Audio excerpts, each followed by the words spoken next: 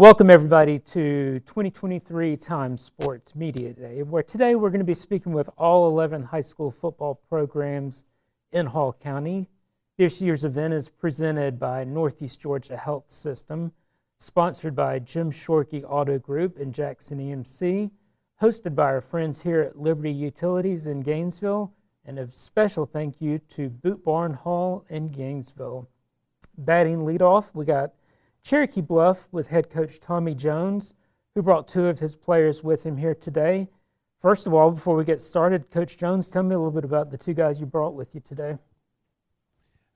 Privileged today to have Parker WALDROP sitting beside me right here, number 53, and Ryan Graves beside him, number 1. Both of these guys are seniors that have been a part of our football program even back to the middle school days since the inception of Cherokee Bluff back in 2018. Both of these young men are just tremendous examples of what it means to be a Cherokee Bluff Bear. They work hard on the field. They work hard off the field. They have achieved a lot, and they're really great ambassadors for our program, and we're fired up that they're here with us today.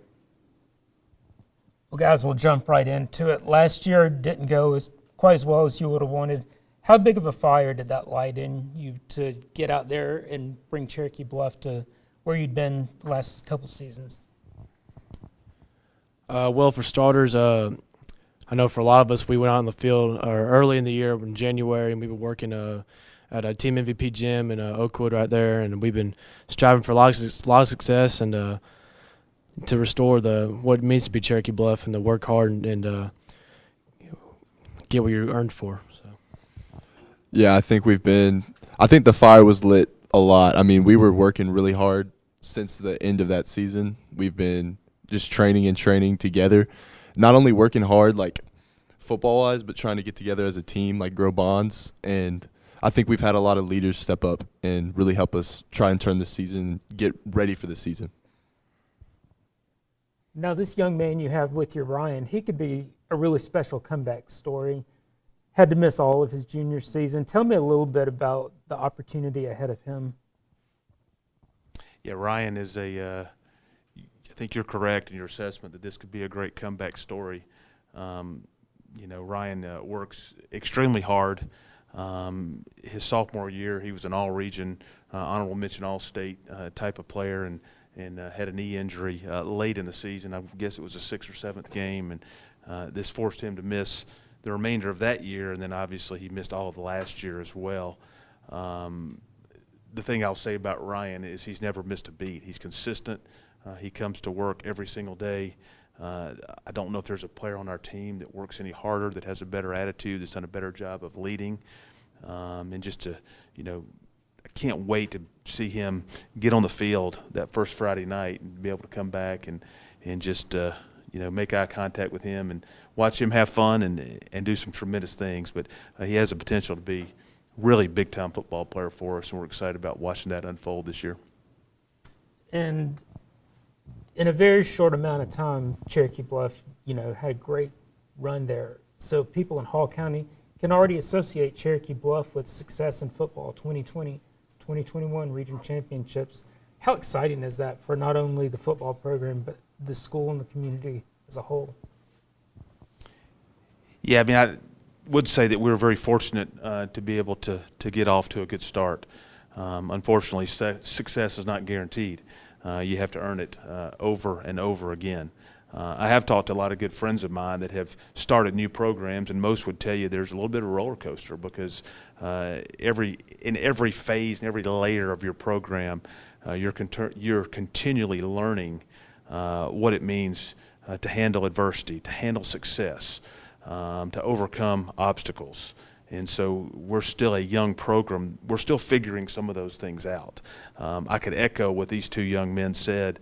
That it has been very encouraging this offseason to just see a hunger among our players and just a shift in energy and effort and enthusiasm and some of those intangible things that make a difference. We've never, even from day one, talked a lot about wins and losses. I mean, those things are a byproduct of doing little things well consistently over time. But what we do talk a lot about is the journey and the process and making sure that we're making the most out of every day. And that's the goal, it is. I think yesterday I had a conversation with one of our coaches on our staff, and our goal, really two-faceted, is to be the best we can be on any given night, in any given season, to reach our ceiling. Obviously, that's every coach's goal, and that ceiling is different for every single program. And the next one is to be a healthy program, and that's from top to bottom, from your booster club to the way you practice, to the way you work in the weight room, the way you handle yourself in the classroom. It encompasses all of those things. So we're striving. We're working like crazy to be the healthiest program and to reach our ceiling that we possibly can. And when you spoke yesterday at the Rotary Club, you had some very good things to say about your quarterback and the development that he's made, senior Asher Wilson. Tell me a little bit about him and the unique ability he brings to the program.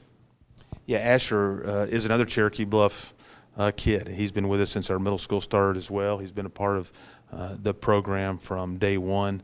Asher responded very well this offseason. We had, I think I mentioned yesterday at the Rotary Club meeting, with him being our quarterback, we had a fairly lengthy conversation at the beginning of our offseason, and just to be able to see the way that he's responded, what he's done in the weight room, what he's done as far as leading and motivating his peers. He's a young man that leads with his effort, but you've really seen a light come on in that young man that's been exciting. That's one of the things coaching is about, is to be able to see guys grow and improve and do that sort of thing. And he had a good year last year. He really did. I mean, he threw for right at 1,500 yards. Not many people know that he played with a separated shoulder for 6 or 7 weeks. It was kind of the Bryce Young deal that was kind of limiting his confidence in what he was able to do. But I think he's got a fire in his belly as well to come back and to be able to improve on that. And my last question for the guys, I want to get your take on this. You play in a region with so many rivalries right here in Hall County, especially North Hall, Chastity, East Hall. What is it like to play in a region that's so centrally located where you have those built-in rivalries with schools right here in Hall County? We were actually talking about this on the way up here, as a matter of fact, about rivalries in Hall County. I think it's a good thing, honestly, because I feel like in Region 8 4 8, end of the year, you know who the best team in Hall County is somewhat, and the competition you have right down the road, and some of us, even train at the same places, and it's kind of like a little brother, big brother deal, like especially for like the older guys, like it's a competition factor of which like we can beat these guys 100%, and the competition there, it's like you grew up playing with them, and like there's that expectation of like we got this, and it just, especially like right in your backyard, like helps your game boost a lot. So Yeah, I think a lot of what Parker said is what I would say. It's big because we've been playing with those guys, and we know a lot of the guys at like every single school, and so just playing against them is always great. The week leading up to it, practice is always great. Everybody's got that intensity, and I just think it's just a good thing for everybody, a good experience for everybody, and just the rivalry is just great, and just playing with those guys that I grew up with a lot of guys that play at a lot of these different Hall County schools, especially just like getting ready and prepared to play with them and talking to them and just having a great time all around. And Coach Jones, do you enjoy that early kickoff, the Corky Cal Classic? You did it last year. You get to do it again this year against a real good team in West Forsyth. Is that something that gets the guys going, motivated to come out to practice every day? Yeah, I don't think there's any doubt it's a motivation. It definitely creates a sense of urgency around your program, particularly through the off season, to have that sort of as a bullseye moment to look forward to. We know we've got an extremely tough opponent in that game. West Forsyth probably have twice as many students as we have, and yet they're a quality program with great coaches and great players, and it'll definitely be a huge test for us and give us a little bit of insight as to where we are. But yeah, we are excited about being a part of that great event. I mean, it's good for our school, it's good for our program, our community. It gives us a rallying point to start our season off, and we know we've got a lot of work to do between now and then, but we're fired up and excited about being able to approach it every day. All right, well, I'd like to thank Coach Jones again, Cherokee Bluff, for joining us. Parker, Ryan, best of luck this season. And keep an eye out next month for our print preview edition, where our staff writer, David Friedlander, will have a story about each one of the 11 programs in Hall County.